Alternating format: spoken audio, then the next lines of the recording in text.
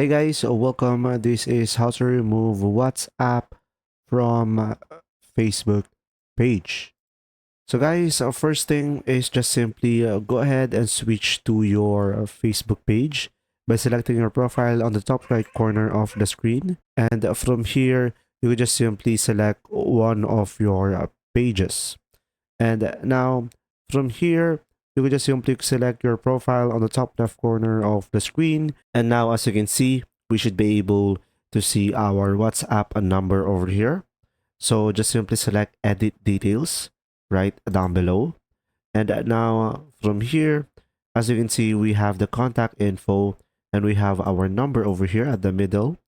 You can just simply turn that off so it will not show at the top of your profile, or you could just simply select the pencil icon, and from here I'm gonna turn this off, and from here I could also remove my number over here if I want to. And that's simply about it. I hope this video helped you understand more. Thanks for watching.